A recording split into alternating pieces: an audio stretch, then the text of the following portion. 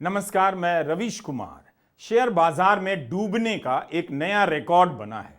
70 साल में कुछ नहीं हुआ के नाम पर राजनीति करने वाले प्रधानमंत्री मोदी के काल में निफ्टी के शेयर इस तरह से डूबे हैं कि लोग 30 साल 35 साल का रिकॉर्ड खंगाल रहे हैं। 28 फरवरी की सुबह बिजनेस स्टैंडर्ड ने लिखा कि फरवरी में निफ्टी 5% गिर चुका है। निफ्टी के 35 साल के इतिहास में अब तक ऐसा सिर्फ 2 बार हुआ कि निफ्टी लगातार 5 महीने गिरा हो, 1990 और 96 में। अखबार ने लिखा है कि मासिक गिरावट के हिसाब से देखा जाए तो निफ्टी गिरावट के अपने दूसरे सबसे लंबे दौर की बराबरी करने वाला है। पिछली बार लगातार 5 महीने की गिरावट 1996 में देखी गई।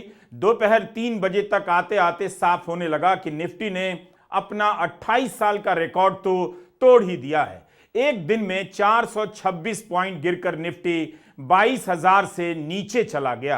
पिछले 28 साल में यह पहली बार है जब निफ्टी लगातार 5 महीने तक गिरा हो। सितंबर की अपनी पीक से निफ्टी 15% नीचे आ चुका है।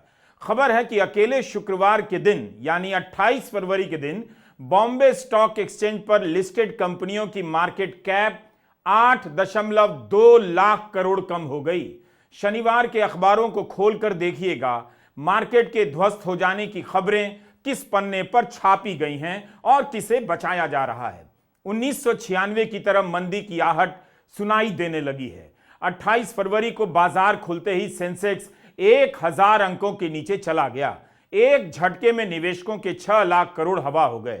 दोपहर 1:30 बजते बजते सेंसेक्स 14 अंक नीचे गिर चुका था।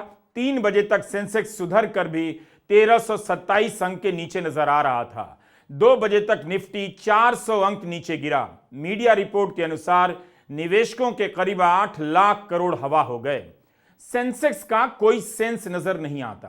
कितना डूब जाएगा पता नहीं, और कितना डूबेगा किसी को पता नहीं। सुबह कितना डूबेगा, दोपहर कितना डूबेगा, शाम कितना डूबेगा, कोई नहीं जानता। गोदी मीडिया क्यों खामोश है? अगर प्रधानमंत्री मोदी से नहीं पूछ सकता है तो सवाल पूछने के लिए उसके पास एक प्रधानमंत्री पहले से हैं, जवाहरलाल नेहरू। नेहरू का नाम लेकर ही सवाल पूछा जाता कि नेहरू की गलतियों के कारण आज बाजार की हालत यह है। सरकार भी नेहरू को ही इसका जिम्मेदार ठहराकर कुछ बयान दे देती। पता चलता कि सरकार नेहरू के साथ साथ बाजार के बारे में भी सोच रही है। शक्तिकांत दास रिजर्व बैंक के गवर्नर थे। वहां से रिटायर होने के बाद प्रधानमंत्री ने उन्हें अपना प्रधान सचिव नंबर 2 बना दिया। गवर्नर बनने के पहले भी राजस्व सचिव थे। क्या लायक लोग इतने ही बचे हैं कि सरकार से बैंक में, बैंक से सरकार में गोल गोल घुमाए जा रहे हैं। तब भी मार्केट और अर्थव्यवस्था का यह हाल है। इस नियुक्ति से आरबीआई की स्वायत्तता पर भी सवाल उठ रहे हैं। ऐसा क्या कमाल कर दिया गवर्नर के पद पर रहते हुए जो इनकी प्रशस्ति में लिखा जा रहा है कि संकट की इस घड़ी में शक्तिकांत दास का अनुभव काम आएगा। इनकी नियुक्ति पत्र में लिखा है कि प्रधानमंत्री के कार्यकाल तक या अगले आदेश तक इस पद पर रहेंगे। वही अफसर यहां से वहां जाते हैं और वहां से यहां आते हैं और आपको नेहरू का फोटो दिखाकर, प्रोपेगेंडा फिल्में दिखाकर हिंदू सुख का प्रसाद बांटा जा रहा है। हिंदू सुख क्या है? यह एक राजनीतिक अवधारणा है जिसके बारे में मैंने कई वीडियो में आपको बताया है। कोई दिन ऐसा नहीं जब मार्केट में तबाही नहीं आती। कोई सेक्टर नहीं बचा, आईटी हो, ऑटो हो, मीडिया हो, टेलीकॉम हो, सब जमीन पर धड़ाम धड़ाम। लगभग सब इंडेक्स में एक दिन में 2 से 3% की गिरावट देखी गई।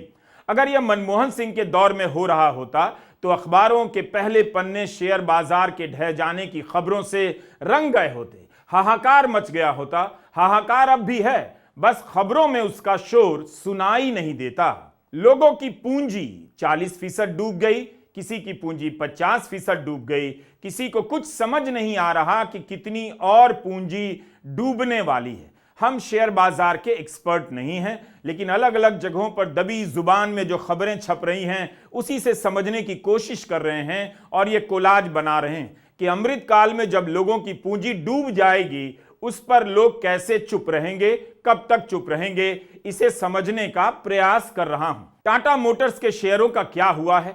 टेस्ला तो आज से बिक नहीं रही। अभी तो मस्क शोरूम ही देख रहे हैं और लोगों को भर्ती कर रहे हैं। लेकिन जिस कार कंपनी का भारत के मार्केट में दबदबा था उसके शेयरों की इतनी हालत क्यों खराब है? जुलाई 2024 में इसके शेयरों के दाम 1179 पर पहुंच गए।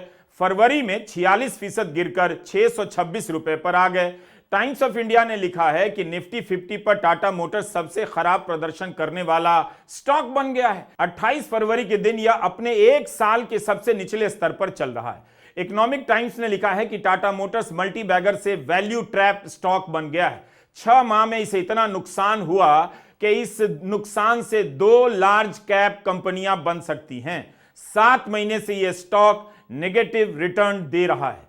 हम उस बड़ी सच्चाई से भाग रहे हैं जो हमारे सामने खड़ी है। सब कुछ शानदार है, इसके प्रोपेगेंडा को केवल धर्म और धार्मिक आयोजनों के नाम पर बचाया जा रहा है। कैसे? आप देखेंगे कि कोई भी धार्मिक आयोजन का मौका आता है, सरकार पूरे दम से लग जाती है, गोदी मीडिया भी लग जाता है और दिखाने का प्रयास किया जाता है कि सरकार कितना काम कर रही है, आपके मोक्ष और मुक्ति का इंतजाम कर रही है। लेकिन सामने से भौतिक सुख का संसार लुटता जा रहा है, तब वहां सरकार दिखाई नहीं देती। कहां गया आपका पैसा? कौन अपना शेयर बेचकर भाग रहा है? क्यों भाग रहा है? आपके नुकसान की भरपाई होगी या नहीं होगी तो कब होगी? इन सब सवालों में फंस चुका है भारत का करोड़ों निवेशक। सितंबर के महीने में जब बाजार चोटी पर पहुंचा, अखबारों में मोदी सरकार की प्रशस्ति में लेख लिखे जाने लगे, तरह तरह की रिपोर्ट आने लगी। भारत को ट्रेडिंग नेशन लिखने वाले बताने लगे कि निवेशकों की जागरूकता बढ़ रही है, डिजिटल इंडिया हो रहा है, नए आईपीओ आ रहे हैं, भारत का बाजार ग्लोबल बाजार से जुड़ रहा है, भारत की अर्थव्यवस्था चमक रही है। यह सब आईसीआईसीआई डायरेक्ट के लेख में लिखा था। अब जब सितंबर की खुशबू फरवरी आते आते दुर्गंध में बदल चुकी है, ऐसी रिपोर्ट दिखाई नहीं दे रही। ट्रेडिंग नेशन पुकारने वाले सिंकिंग मार्केट का इस्तेमाल नहीं कर सकेंगे, उन्हें डर जरूर होगा। यह गिरावट तब आई है जब एक अकेले कुंभ से 4 लाख करोड़ के कारोबार होने का दावा किया जा रहा है। 4 लाख करोड़! इससे तो कंपनियों का बैलेंस शीट बढ़ जाना चाहिए।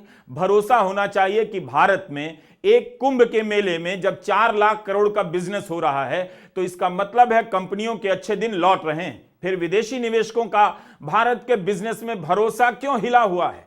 क्या विदेशी निवेशक प्रचार और प्रोपेगेंडा का खेल समझ गए? अपना झोला लेकर भागने लगे हैं? झोला तो लेकर किसी और को निकल जाना था, मगर विदेशी निवेशक अपना पैसा झोले में भरकर भागने लगे हैं। उन्हें समझ में आ गया है कि गुब्बारे में हवा भरी जा रही है, कंपनियों के वैल्यूएशन बढ़ा चढ़ाकर किए गए हैं। अगर ऐसा है तो यह संकेत है कि इंडिया की ग्रोथ स्टोरी ढलान की तरफ जा रही है। घरेलू निवेशकों के दम पर कब तक इस बाजार को बचाया जाएगा? रिजर्व बैंक कब तक डॉलर खरीदकर रुपयों को झड़ने से बचा सकता है? 87 रुपए के नीचे जा चुका है एक डॉलर। डॉलर के बहाने उपजा भारत का राष्ट्रवाद दोगा में कहीं कोना में लुका गया है, यानी चुप हो गया है, साइलेंट हो गया है। आज के फाइनेंशियल टाइम्स में आर्थिक मामलों की पत्रकार वीणा वेणुगोपाल लिखती हैं कि भारत के बाजार के लिए तुरंत कोई आशा की किरण नहीं दिखती। छोटे और मध्यम कैप स्टॉक गिरते जा रहे हैं, इनकी बिकवाली थम नहीं रही। विदेशी निवेशक पैसा निकाल रहे हैं, भारत के बाजार में घरेलू निवेशकों के दम पर हवा भरी जा रही है। लेकिन अगर आगे भी बाजार गिरता रहा तो निवेशक म्यूचुअल फंड और एसआईपी से पैसा निकालने लगेंगे, उसमें डालना बंद कर देंगे। तब इस बाजार में और तबाही आ सकती है। लाखों की संख्या में एसआईपी खाते बंद हुए हैं। कब तक घरेलू निवेशकों डीआईआई के पैसे से इस बाजार को थामा जाएगा? इस चक्कर में एलआईसी की हालत पतली होती जा रही है। आप जब सुनते हैं कि विदेशी निवेशक पैसा निकाल रहे हैं तो घरेलू निवेशक डाल रहे हैं। यह घरेलू निवेशक कौन है? डीआईआई क्या है? इसका पैसा कहां से आ रहा है? डीआईआई का बड़ा भाग म्यूचुअल फंड से आता है। एलआईसी भी डीआईआई की श्रेणी में आता है। 18 फरवरी की खबर है, पिछले 1.5 महीने में एलआईसी के शेयरों की कुल मूल्य में 84,000 करोड़ रुपए की गिरावट दर्ज की गई है। दिसंबर 2024 की तिमाही में एलआईसी ने लिस्टेड कंपनियों में जो निवेश किया था उसका कुल वैल्यू 14.72 लाख करोड़ था। 18 फरवरी तक यह घटकर 13.87 लाख करोड़ रह गया। बिजनेस स्टैंडर्ड ने रिपोर्ट किया है कि एलआईसी ने जिन 330 कंपनियों में 1% से ज्यादा हिस्सेदारी ली है, उनमें से कई कंपनियों के शेयरों में गिरावट आई है। सबसे ज्यादा गिरावट आईटीसी, एलएनटी और एसबीआई में देखी गई। इसके चलते आईटीसी में करीब 12,000 करोड़ का एलआईसी को नुकसान हुआ, एलएनटी में 6,700 करोड़, एसबीआई में 5,650 करोड़ का नुकसान हुआ। इन तीनों के कारण एलआईसी के कुल नुकसान का 29% हिस्सा प्रभावित हुआ है। इस तरह कई और कंपनियों में एलआईसी के 2,000 करोड़ से लेकर 4,000 करोड़ तक डूब गए हैं। तो डीआईआई घरेलू निवेशकों का पैसा डालकर आप कुछ समय के लिए बाजार को गिरने से बचा रहे हैं, भगदड़ की स्थिति को संभाल रहे हैं, लेकिन उस पैसे का रिटर्न नहीं आ रहा। क्या घरेलू निवेशकों का पैसा पानी है, उस पर रिटर्न नहीं आना चाहिए? इतनी चुप्पी क्यों है? क्या यह चुप्पी तब भी रहेगी जब आम लोगों के पैसे उड़ जाएंगे? कोई पूछ भी नहीं रहा, ना बता रहा है कि बाजार क्यों डूब रहा है। हर समय दूसरे देश से 2-4 कारणों का आयात कर लिया जाता है, कभी ट्रंप, कभी यूरोप, कभी चीन, कभी रूस, लेकिन कोई नहीं बताता कि हमारा बाजार इतना कमजोर और अस्थिर कैसे हो गया है। पिछले एक साल में 80 lakh crore, I repeat, 80 lakh crore market से उड़ गया है। जनवरी से 45 लाख करोड़। आप समझ रहे हैं? जितने भी पेंशन स्कीम, म्यूचुअल फंड, गरीब आदमी ने जो पैसा डाला था पिछले 15-20 साल में, पूरे गेन्स खत्म हो गए। आपने जो पैसा डाला था 5 साल पहले, बराबर कर दिया मोदी जी और मोदी जी की सरकार ने। और क्यों बताता हूं। शुरू करते टैरिफ से। और इसीलिए मैं बार बार कहता हूं कि ये सरकार इतनी निकम्मी है, डब्बू है, कि बॉर्डर असुरक्षित है और अर्थव्यवस्था चौपट है। टैरिफ के चलते, अमेरिकन टैरिफ रेसिप्रोकल, पारस्परिक टैरिफ जो बोलते हैं, रेसिप्रोकल टैरिफ, मतलब हम 10% देंगे तो वो 10 करेगा 50, उससे जीडीपी में 0.5 to 0.6% की गिरावट होगी। ट्रंप का भूत नाच रहा है, वही तय कर रहे हैं आयात शुल्क की नीतियां क्या होंगी। भारत सरकार पब्लिक में कुछ भी नहीं बोल रही। अब खबर है कि यूरोपियन यूनियन भी भारत पर गाड़ियों और वाइन पर टैरिफ कम करने का दबाव डाल रहा है। वही यूरोपियन यूनियन जिसे बगल में बिठाकर ट्रंप सुना रहे हैं कि आपका गठन तो अमेरिका की नकेल कसने के लिए हुआ था, अब आप पर 25% टैरिफ लगाया जाएगा, ईयू की बोलती बंद है। आप समझ रहे मार्केट क्यों डूब रहा है? लोग को विश्वास नहीं है कि मोदी सरकार कुछ कर पाएगी अमेरिका के खिलाफ। और ये सरकार को पहले से निर्मला सीतारमण को मालूम था कि टैरिफ लगने वाले हैं। उसके बावजूद, और सच सोच लीजिए, 6.5% अगर जीडीपी है, -0.6 कर दो, 5.9 आ जाता है। और इन्फ्लेशन अगर जोड़ दोगे, आप सोच लीजिए इस देश का क्या स्थिति होगी। लोग नहीं समझ पा रहे हैं कि इस देश जो है किस खतरे की तरफ बढ़ रहा है। तो मोदी जी जो है अर्थव्यवस्था के दुश्मन है। नोटबंदी, घटिया जीएसटी और अब ये टैरिफ, और चौथा अनप्लान्ड लॉकडाउन। अनप्लान्ड लॉकडाउन में एमएसएमई खत्म हो गई पूरी तरह से। जीएसटी के चलते जितने भी बचे कुछ एमएसएमई थे, जो इस देश के जो 60% लोग के जो नौकरी देते हैं, छोटे उद्योग, वो खत्म हो गई। नोटबंदी से जितने भी उद्योग जो बचा कुचा था वो भी खत्म हो गया। तो इस महान व्यक्ति को तो मानना पड़ेगा कि हर तरीके से सुनिश्चित कर दिया कि ये देश खत्म हो जाए। अब निवेशकों को भारत की अर्थव्यवस्था का सच दिखने लगा है। बीबीसी की एक रिपोर्ट है, निखिल इनामदार की, ब्लूम वेंचर्स की एक रिपोर्ट आई है कि 1 अरब लोगों के पास भारत में खर्च करने के लिए पैसे नहीं है। यह हालत है भारत की बड़ी आबादी की। मार्केट में निवेश करने वाली कंपनी रिपोर्ट बना रही है कि लोगों के पास, 1 अरब लोगों के पास खर्च करने के लिए पैसे नहीं है। बताइए, इस हाल में लोग पहुंचा दिए गए हैं। जब लोगों के पास पैसे नहीं होंगे तब कंपनियों का सामान कैसे बिकेगा, अर्थव्यवस्था कैसे चमकेगी। आत्मनिर्भर भारत अगर बन गया होता तो ट्रंप की धमकी से ऐसे भरभरा कर बाजार नहीं गिर जाता। आप मखाना से मस्क का मुकाबला कर लेते। खाने खरीदने का पैसा नहीं और प्रधानमंत्री मोटापे के खिलाफ अभियान चला रहे हैं अपनी वाहवाही करने वालों को नॉमिनेट कर रहे हैं, उनका काम भी यही है। वो किसी भी अभियान में जुट जाते हैं, लेकिन इन लोगों से कहिए कि भारत की जनता की आवाज उठा दें तो मैदान से भाग जाएंगे। देश इन्हीं सब नौटंकियों और तुकबंदियों में उलझा कर रख दिया गया है। Do you get my point? यहां उद्योगपति 70 घंटे खटाने की बात कर रहा है। इस तनाव से डायबिटीज बढ़ेगा कि घटेगा? क्या इतनी बेसिक बात भी टीवी पर आकर समझाने की जरूरत है? क्या आप अपना दिमाग कभी नहीं लगाएंगे? घंटों काम करेंगे, तनाव होगा। सैलरी नहीं बढ़ेगी, तनाव होगा तनाव तो वजन भी बढ़ेगा और बीमारी भी होगी। तो रोग का संबंध किससे है? इस पर कोई बात करेगा या देश थाली ही बजाता रह जाएगा? असल में सबकी एक कमजोरी है, सब एक बार मौका देना चाहते हैं, मौका देने के नाम पर एक और बार मौका देना चाहते हैं। थाली बजाने से कोरोना भाग जाएगा, नॉमिनेट करने से मोटापा कम हो जाएगा। सब खुद को एक चांस देना चाहते थे कि बाजार चढ़ रहा है, कुछ तो ठीक होगा, और शुरू हो गई डीमैट खाते खोलने की होड़। बैंकों से पैसा निकालकर लोग शेयर बाजार में लगाने लगे।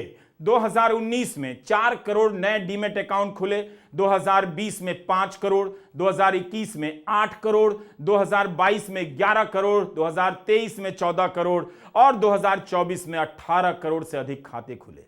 इस रफ्तार से लोग मार्केट की तरफ भागे जा रहे थे कि पैसा वहां बरसने वाला है, लेकिन अब ओले बरस रहे हैं। क्या कहा था प्रधानमंत्री नरेंद्र मोदी ने? यही कि 4 जून के बाद शेयर बाजार में धूम रहेगी।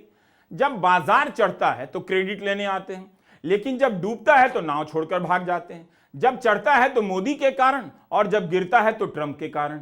जबकि कुर्सी पर दोनों विराजमान है, बस बाजार और आपका पैसा जमीन पर और उसके नीचे। तुलसी की पंक्ति याद आ रही है, अब लो नसानी अब ना नसई हो, मतलब अब तक जीवन व्यर्थ रहा, बाकी बचा व्यर्थ नहीं जाने दूंगा। जितना डूबा सो डूबा, अब नहीं डूबने दूंगा। लेकिन किया क्या? देश नहीं बिकने दूंगा का नारा लगाने वाले भी नहीं बोल रहे कि मार्केट नहीं डूबने दूंगा। लोग क्या करते? भागते भागते जब जहाज के डेक पर पहुंचे, लेकिन जैसे ही समंदर की लहरों का मजा लेने का वक्त आया, तूफान आ गया। 5 महीने से यह बाजार गिरा जा रहा है, सुधार की कोई उम्मीद नजर नहीं आ रही। ठीक है, हम एक भारत देख रहे हैं जहां लाख लाख रुपए का टिकट लेकर लोग स्टेडियम में गाना सुन रहे हैं, लेकिन वही पूरा भारत तो नहीं है। बिस्किट खरीदने पर आफत है। एक अनुमान के मुताबिक अगर किसी ने बैंक में 1 साल के लिए 1 लाख रुपए की एफडी कराई, उसे 6% से अधिक का ब्याज मिला, 6,000 का फायदा हुआ होगा। लेकिन इसी दौरान मार्केट में 1 लाख लगाया होगा तो हो सकता है उसे मामूली फायदा हुआ हो, बल्कि घाटा ही हो गया हो। पिछले 5 दिनों में सेंसेक्स 2.5% गिर गया। पिछले 6 महीने में सेंसेक्स 11% के करीब गिरा। 27 सितंबर 2024 को सेंसेक्स 85,000 के ऊपर गया था, अब यह 73,000 के नीचे है। इस साल सेंसेक्स 6% से ज्यादा गिर चुका है 2 महीने में। निफ्टी के गिरने का रिकॉर्ड तो 28 साल 30 साल का टूट गया। वित्त मंत्रालय का कोई बयान नहीं कि आप चिंता ना करें, हम हालात संभाल रहे हैं। बस एक फोटो आ जाता है कि अमेरिका में भारत के राजदूत विनय मोहन क्वात्रा ने वित्त मंत्री से मुलाकात की। आप बताइए कि इस फोटो का आप क्या करेंगे? कुछ पता नहीं कि क्या बात हुई, लेकिन एक फोटो आपके बीच चला आता है। वित्त मंत्री के ट्विटर हैंडल पर ऐसी मुलाकातों की कई तस्वीरें हैं। कोई संपादक, कोई पाठक, कोई रिपोर्टर बता दे इस फोटो से क्या पता चलता है। सूचना के नाम पर इस तरह की मुलाकातों के फोटो पाठकों के बीच ठेले जा रहे हैं। पाठकों को भ्रम हो रहा है कि उसे पता चल रहा है। फोटो ही सूचना है, फोटो ही खबर है। जो खबर है वो फोटो से गायब है। यह सब मेल मुलाकातें तो रूटीन का हिस्सा हैं। जो नहीं बताना चाहिए वही बताया जा रहा है, जो बताना चाहिए वो नहीं बताया जा रहा। लोकसभा में वित्त मंत्री ने कहा रुपया कितना गिरेगा इसका कोई टारगेट नहीं, बाजार ही तय करेगा कितना गिरेगा। तो एक तरह से रुपए को बाजार के हवाले कर अपनी मुक्ति का मार्ग तलाश रही हैं। लेकिन उनका क्या जिन्होंने विदेशों में अपने बच्चों को पढ़ने के लिए भेजा है? $1 87 रुपए से नीचे गया। मंगलवार 25 फरवरी को डॉलर 3 हफ्ते की सबसे तेज गिरावट के साथ 87 रुपए से नीचे गया। इसका सीधा असर उन लोगों पर पड़ेगा जिनके बच्चे अच्छी शिक्षा पाने के लिए विदेशी यूनिवर्सिटी में पढ़ाई कर रहे हैं।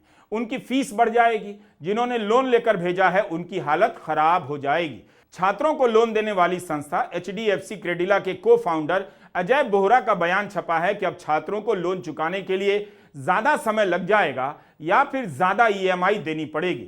सिर्फ इतना ही नहीं, पढ़ाई करके वापस आने के लिए भी फ्लाइट में ज्यादा किराया देना पड़ रहा है। इकोनॉमिक टाइम्स से बात करते हुए मुंबई की एक महिला सुधा पाई ने बताया कि अमेरिका में पढ़ रही अपनी बेटी के फूड और लॉजिंग के लिए हर महीने $800 भेजती थी, अब $900 भेजना पड़ रहा है। $100 यानी भारतीय रुपए में 8,500 रुपया ज्यादा देने पड़ रहे हैं। अब छात्रों को 1 करोड़ के लोन पर 5 लाख ज्यादा खर्चा करना पड़ेगा। कई बार कह चुका हूं और हर बार तल्खी में कहता हूं, लेकिन मेरी बात सच है या नहीं, इसे परखने के लिए आप अपने अपने जिले के कॉलेजों की तरफ देखिए। भारत 3rd क्लास घटिया कॉलेजों का महासागर है। पढ़ाई की क्वालिटी पर बहस नहीं, हिंदी होगी या उर्दू नहीं होगी, इसी बहस में उलझकर लोग हिंदू सुख की प्राप्ति कर रहे हैं। पढ़ाई का कितना बुरा हाल है, इसे कोई स्वीकार करने के लिए तैयार नहीं, लेकिन भाषा में कभी धर्म मिला रहे हैं तो कभी उत्तर दक्षिण का तड़का डालकर हिंदू सुख पैदा कर रहे हैं। लेकिन इस हिंदू सुख से आपको क्या मिला? इस सुख की बुनियाद में नफरत की ईंटें रखी हुई हैं। ऐसी इमारतें टिकती नहीं। हर अच्छा छात्र बाहर जाने के लिए करोड़ों रुपया खर्च कर रहा है, लोन ले रहा है, इस पर कोई बहस नहीं। भारत की अर्थव्यवस्था और शिक्षा को लेकर ठोस सवालों के साथ बहस करने की जरूरत है। आप इन सवालों से कुछ साल के लिए भाग सकते हैं, भाग जाइए। प्रोपेगेंडा फिल्में देखकर इतिहास पढ़ने का भरम पाल सकते हैं, बन जाइए इतिहासकार। लेकिन अगले चौक पर फिर से यही सवाल आपका इंतजार कर रहे हैं। तब आपके लिए कोई नहीं होगा। गोदी मीडिया का मालिक और एंकर कुंभ पर लेख लिख रहे होंगे, डुबकी के फोटो लगा रहे होंगे, और आप अपने पैसे के डूब जाने का गम घर में ना कह पाएंगे ना चौराहे पर। ऐसे वक्त में व्हाट्सएप ग्रुप के अंकिलों को जरूर कांटेक्ट कीजिएगा। धन का सुख मिले ना मिले, धर्म का सुख मिलते रहना चाहिए। नमस्कार, मैं रवीश कुमार।